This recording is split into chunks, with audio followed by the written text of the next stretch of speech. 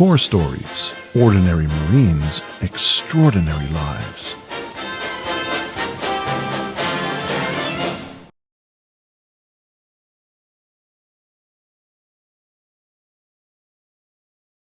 Grew up in Virginia. We had a very kind of humble upbringing. My father was and still acts as a sometimes as a pastor. So he was helping at a church there in Central Virginia. We weren't very well off. I definitely remember many times when we were getting by on food stamps and government kind of programs. I don't know if anybody remembers the government cheese program. I'm a beneficiary of these big blocks of government cheese, and so times were not always easy for us. A big family, also 4 kids in my family, and so my dad worked hard to try to provide for us, although his job wasn't great.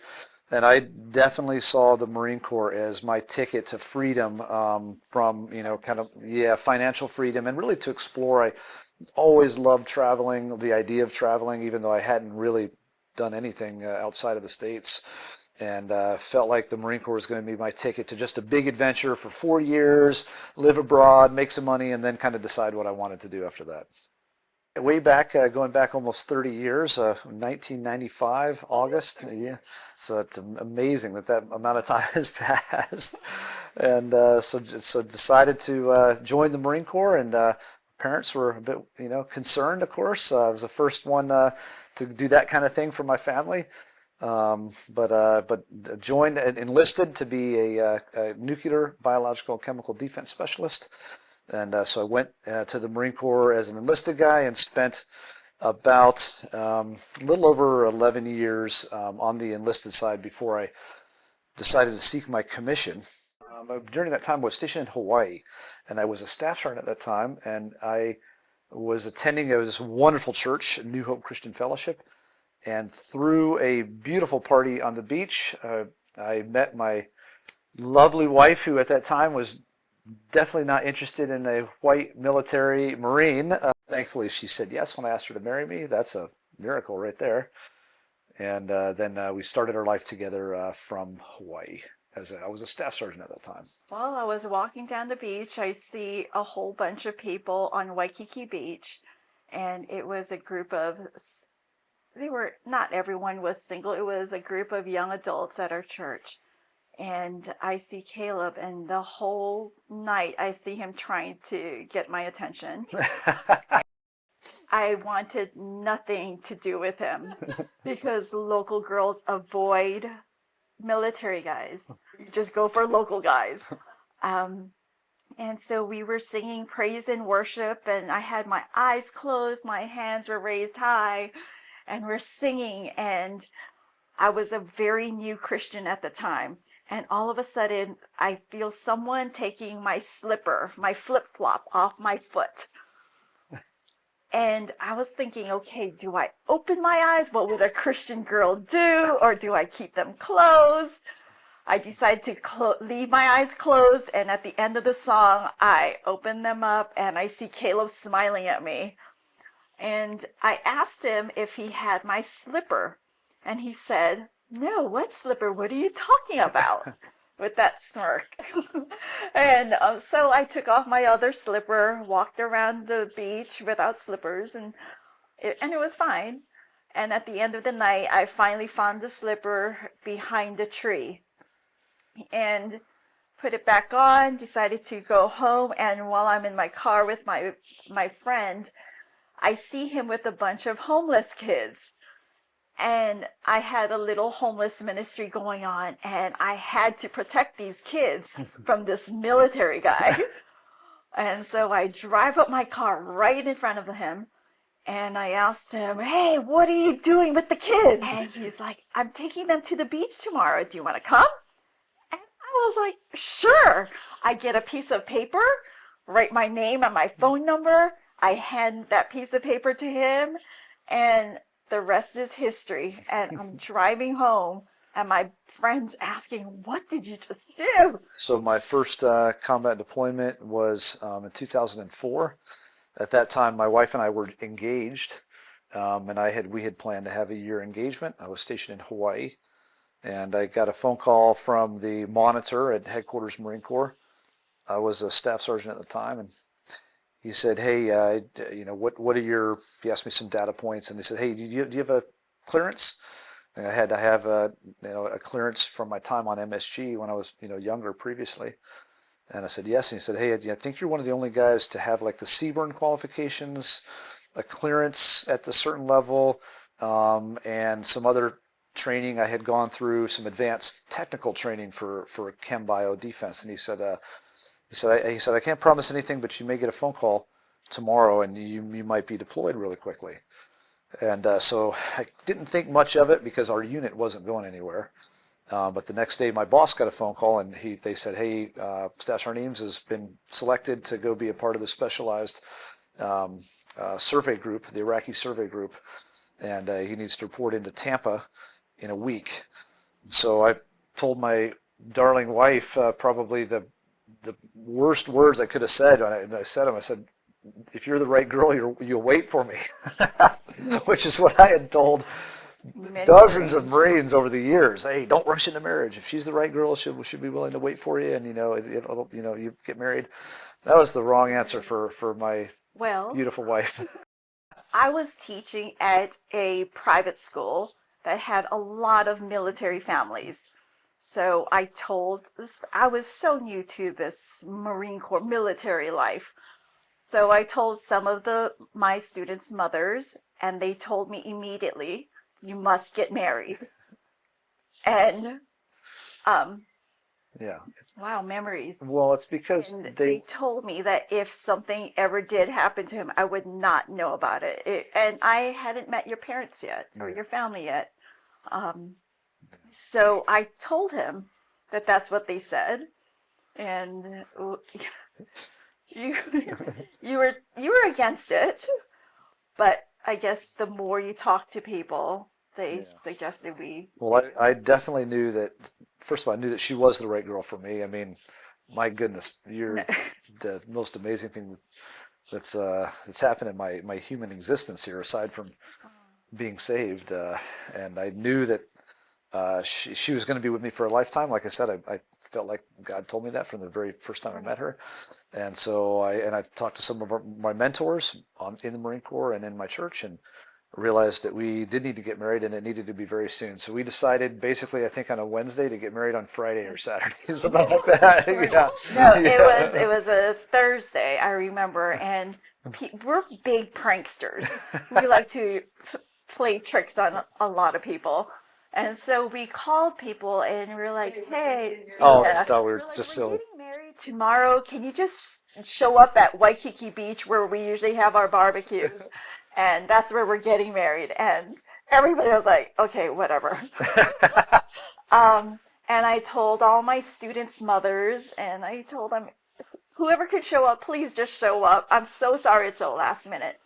And when we got to Waikiki Beach, where we first met, we saw a huge production while we were walking towards the beach.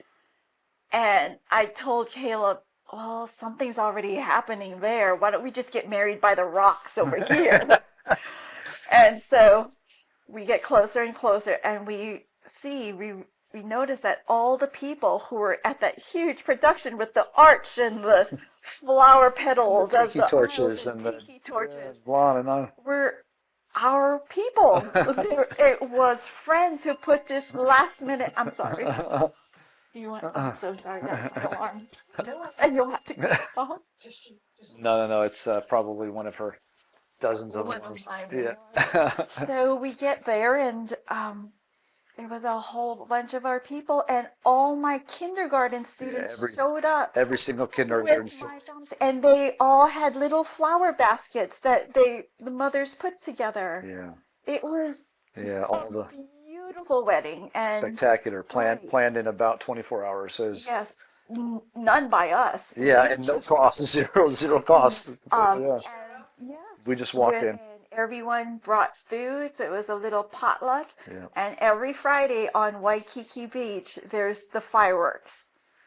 And at the end of the wedding, there was fireworks just for us. And there was a photographer from Poland who just happened to be walking by, and he was shooting pictures for a magazine spread, and said, "Oh, this is so nice. Can I take your picture?" And Yes. so it was, of course, I mean, no problem. And so at the end, we got his email, and that's our Right. wedding pictures because we didn't have any of our own. And there was a singer who just happened to stop by, and she's like, "Can I sing for you?" Yeah, Like, yeah, we had a wedding singer, beautiful so wedding singer. Yeah, everything just fell into place. And yeah.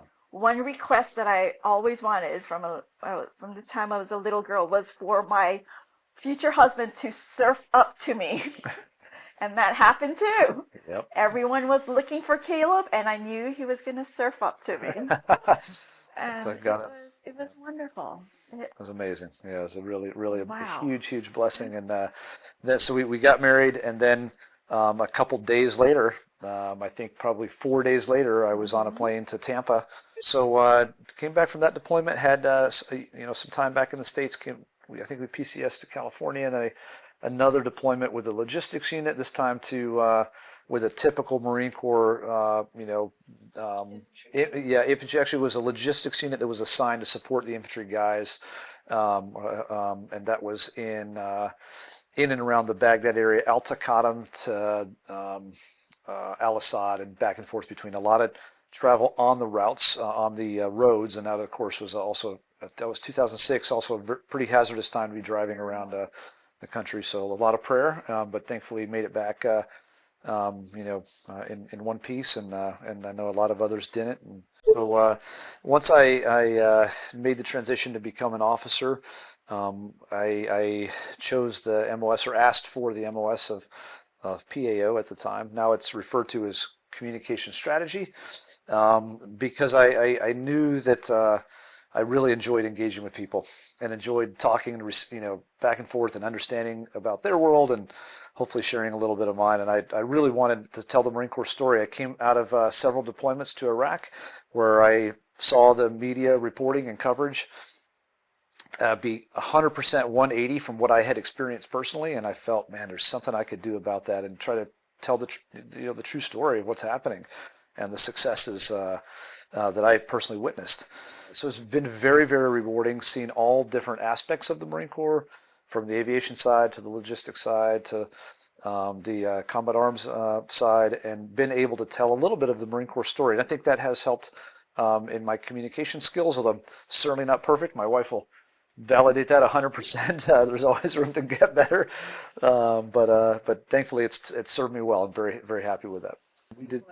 We did see a bunch. We saw obviously families that were very struggling for multiple reasons, but all related to the travel and the deployments and the stress that military families go through. And I will say I'm so blessed to be married to a wonderful woman who just kept our family just tight, even though I was gone a lot and not home even when I was home. And but she kept her family tight and strong and raised the kids when I wasn't there and was the mom and dad to them simultaneously. And I think the reason our kids are doing so well is because of my darling wife who committed to them.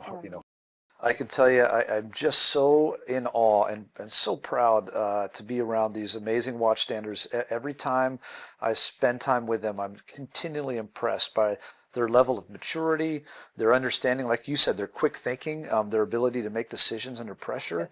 It is just remarkable. Some of them have some fleet time and are with us, having served maybe 2 to 3 to 4 years in the fleet. Some of them haven't had any fleet time at all and have come right from a series of schoolhouses, and this is their first real assignment with MSG. And I can tell you the data supports that there's no higher risk that they hold over any of the other watchstanders, and they all operate head and shoulders above their peers in the fleet. And it's something that really just makes me superbly proud to be around them and to see them.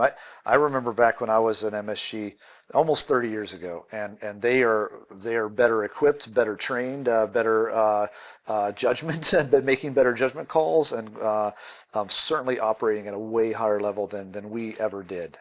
So this has been about 27 years ago or so.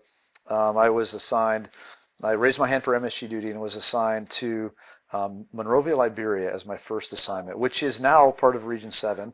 Back in the day it was called Gulf Company, but now we are Region 7, and then my second post was Bogota, Colombia in South America. And so I came out of those two assignments with a great, again, it was a huge development opportunity. Yes, a huge diverse set of experiences working with the State Department, working out with interagencies out of the typical Marine Corps, if you will, away from the flagpole. I think that shaped me a lot into the Marine I am today. The clearance I got from that job enabled me to get assigned to various things in the future, like I was telling you about combat experiences. But then to have this big circle that I see, for me from enlisting in 1995 and then going to MSG in 1998, and then you just draw this big 30-year circle, and then to come back to the MSG program, to have that huge opportunity to come back to MSG and then to come back to the same region, to go visit the exact same ground I walked on, stand inside Post 1 where I stood duty, to walk in the Marine house where I was living in the Marine house, the same embassy compound, the same big bats that lived in the trees outside. Actually, probably maybe the grandchildren of those bats, I don't know. But it's just remarkable, and I find myself often seeing these professional young men and women who are serving on Post 1 being the example to the local nationals and to the State Department of who Marines are, who Americans are, and seeing their character and comparing that against what I experienced 27 years ago, and they're head and shoulders above where I was at, and it just makes me so proud to be in this job and to serve with some of the finest Americans I've ever worked with in my life. I think in my time there's probably been a dozen, maybe 20 different, politically dynamic events where it definitely raises question marks as to the threat levels and the security posture in the embassy compound or around the embassies, if you will, certainly amongst the local population. And I think the Marines really in our region really get it. They understand that it's so important that they're there for the two things that we charged them with doing was protect as diplomats at post, and by extension everybody who's working there in that building, and then protect the national security information that's present there in that post. So protect the compound and the information that's there. And they really understand that that's an essential, critical mission that's so important to the United States of America. Because if they don't do that mission, then it's not just a black eye for them or for the embassy or even for the Marine Corps region. It can be a black eye for the international community, for the United States in the eyes of the international community. And so they really understand the gravity of their job, and they take it very, very seriously. And they understand that at any moment within Region 7, as amazing as the local people are and as friendly and as wonderful they are, political events can turn on the drop of a hat in those countries, and it can become very dynamic quickly. And so they absolutely are right where the Marine Corps needs them to be, at the tip of the spear. It's some of the most austere and hazardous places on the planet. And I'm proud to be the guy who gets to watch them do that and support them in doing that. That's my job, I view, as a supporting effort. I see them as the main effort. They're on the ground. They're the ones who need to make the quick decisions, and save lives and protect their posts. I get the privilege of supporting them in that every day, and it makes me so happy. Other regions can just hang out and have lunches with their spouses and with their Marines. We don't have that. So when they do come to Launch Duel, some families do come to Launch Duel, it gets us so excited to the Air Force Base, to the hospital, right? Yep. And so it is a way for us to take care of them. We go there, we have lunch with them, we hang out with them, we take them to the base, and we let them see how it's like to be in America again, in little America again. And we just love on them. The Marine Corps is this unique organization that demands a tremendous amount from the service member. I think probably more than any of the other services, largely, probably not, without exception, but largely. But I do think the Marine Corps for sure is a lifestyle, and every Marine spouse who's been a part of this journey gets it and understands that the Marine Corps it's more than a job. It's a lifestyle. It's a way in which you live your life, and your spouse and your family are a part of that, whether they're drag kicking and screaming or whether they're willingly, or some combination of both at times is probably the more true story. But the Marine Corps is absolutely an organization that involves the family, and I wouldn't have it any other way. I don't want my work to be so distant from my family that they never understand it or appreciate it. We're really in this together as a team. We really are. There's no way I could do this without the support of my darling wife and our four amazing kids. And with our spouses, we're constantly thanking them. We're thanking the kids because they're giving up a lot. Yeah, they do. They really do. And they're not just taking care of their kids, they're taking care of the Marines. They're their kids too. Yeah.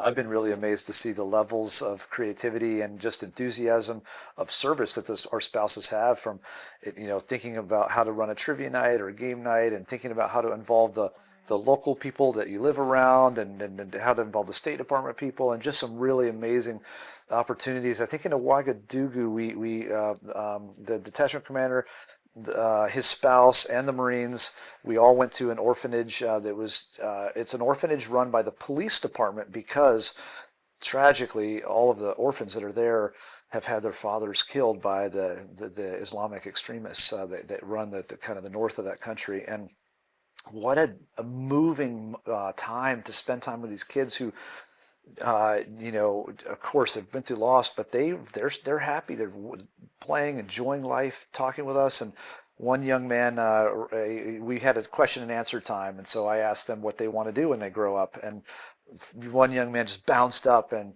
I think he was speaking French, so it had to be translated. He said, "I can't wait to become a police officer like my dad." I'm like, wow, what a testimony to all of us. Just it should encourage us to. Man, there's some amazing things happening in this world, and our spouses are like creating, and the spouse have created that opportunity for that moment to happen, to have all those Marines impacted by that young man at that moment. Just amazing. It seems that these 2 years have just flown by way too quickly.